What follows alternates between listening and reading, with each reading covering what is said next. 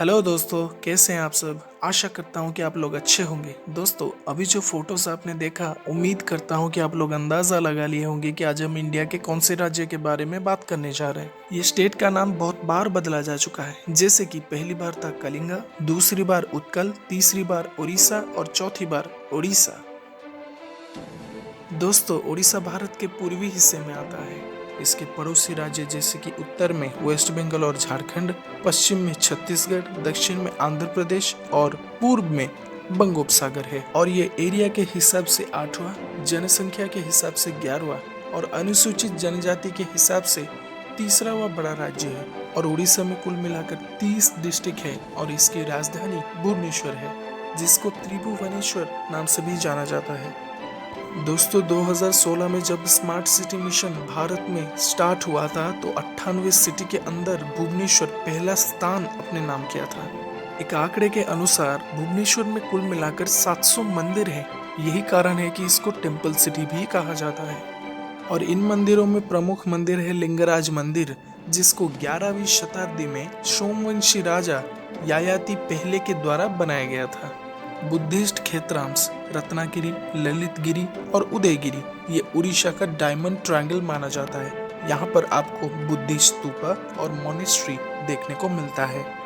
पद्मसमभवे Mahavir monastery जो south Asia में सबसे बड़ी बुद्धिस्ट मोनेस्ट्री है, जिसको दलाई लामा ने स्थापित किया था। दोस्तों, अभी मैं एक ऐसे जगह के बारे में बात करने जा रहा हूँ जहाँ पर कलिंग युद्ध हुआ था।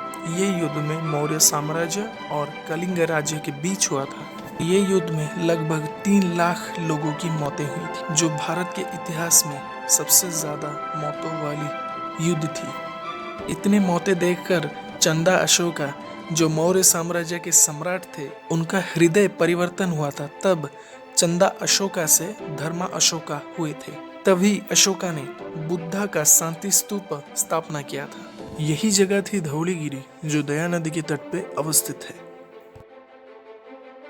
दोस्तों, अभी मैं जो शहर के बारे में आपको बताने जा रहा हूँ, ये शहर 1948 तक उड़ीसा का राजधानी था और इसे कटक नाम से जाना जाता है। ये शहर उड़ीसा का सबसे बड़ा नदी और भारत का 7वां सबसे बड़ा नदी यानी कि महानदी के तट पे अवस्थित है। ये शहर को मिलेनियम सिटी और सिल्वर सिटी के नाम से भी जाना जाता है, क्योंकि सोने चांदी पे किया हुआ तारकशी काम, जिसको फिलीग्री नाम से जाना जाता है, ये देखने में बहुत ही आकर्षित होता है और इसका इतिहास हजारों साल पुरानी है।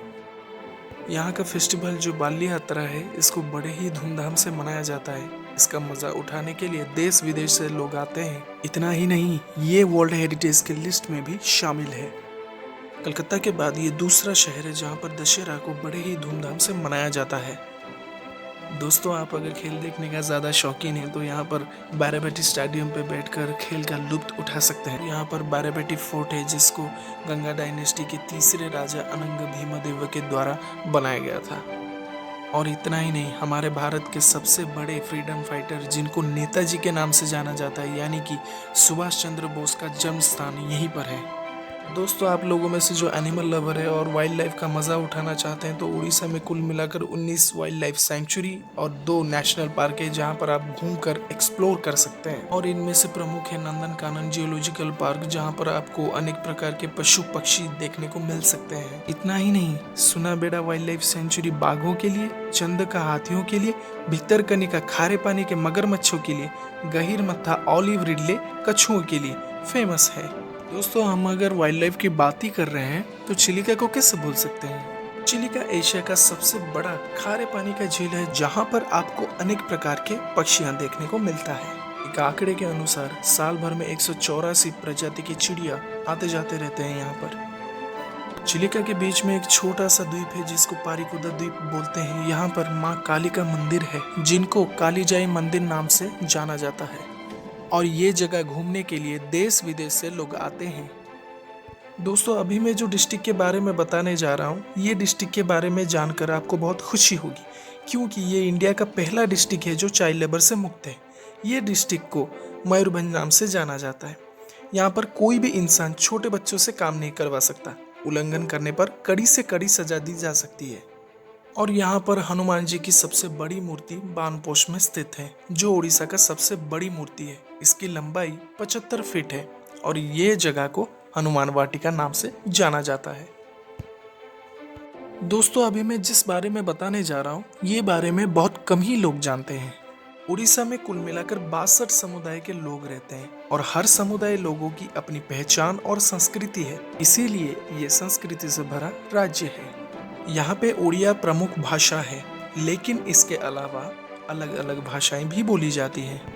और संबलपुर से 16 किलोमीटर दूर हीराकुद डैम है, जो महानदी के ऊपर बनाया गया है और इसकी लंबाई है 25 किलोमीटर।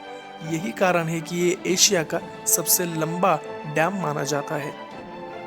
और इसी के ही साथ साथ उड़ीसा में कुल मिलाकर 12 बंदरगाह हैं और इन बंदरगाहों में से पारादीप प्रमुख है, क्योंकि भारत में प्रमुख बंदरगाहों में से गुजरात का दीनदयाल पोर्ट के बाद उड़ीसा का पारादीप पोर्ट दूसरे नंबर पर आता है। दोस्तों, आपको जानकर हैरानी होगी कि उड़ीसा दुनिया का सबसे बड़ा ओपन एयर थिएटर धनु जात्रा बरगढ़ जिले में आयोजन करती है, जो भगवान कृष्ण और कंस मामा की कहानी दर्शाती है। दोस्तों, हमारे भारत में हिंदू पुराणों के अनुसार 4 धाम है जिसको पवित्र माना जाता है, जैसे कि उत्तर में बद्रीनाथ मंदिर, दक्षिण में रामनाथ स्वामी मंदिर, पश्चिम में द्वारिकाधीश मंदिर और पूर्व में जगन्नाथ मंदिर।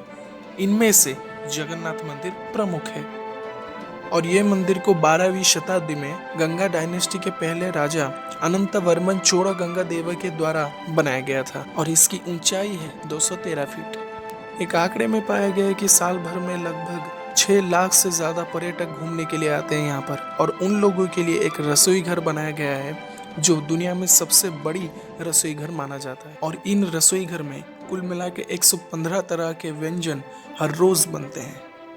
अपने भक्त जनों को दर्शन देने के लिए साल में एक बार यानी कि विश्व प्रसिद्ध रथ यात्रा के दिन बाहर आते हैं, और ये रथ यात्रा में भगवान बलभद्र, माँ सुभद्रा और प्रभु जगन्नाथ पूरे 9 दिन तक अपने मौसी के यहाँ घूमने के लिए जाते हैं।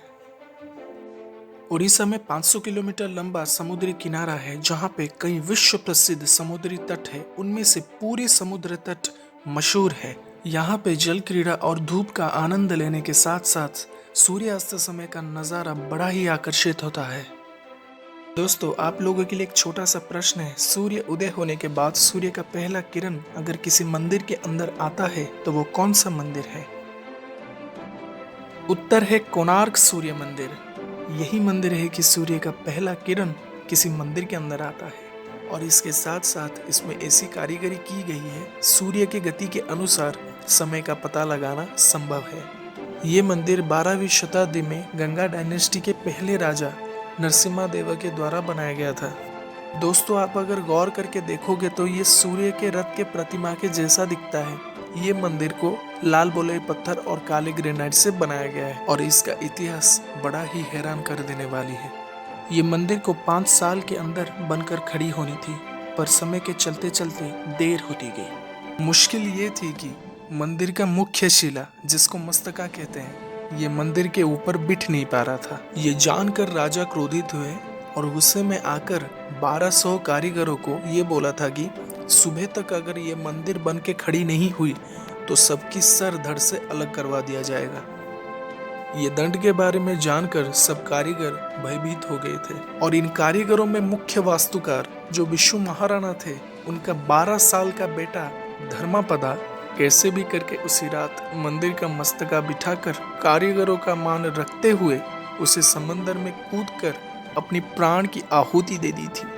है ना बड़ी हैरान कर देने वाली इतिहास। ओडिसी नृत्य को दुनिया भर में पहचान मिली है। इसकी मुद्राएं काफी आकर्षित होता है। ये नृत्य देखने में जितना सरल होता है, करने में उतना ही कठिन होता है। दोस्तों, ये नृत्य को सीखने के लिए अलग अलग राज्यों और देशों से लोग आते हैं, और इतना ही नहीं, ये नृत्य को सबसे पुराना नृत्य भी माना जाता है। 50 के दशक में ये नृत्य को गुरु केलुचरण महापात्रा के द्वारा पुनरुद्धार हुआ था।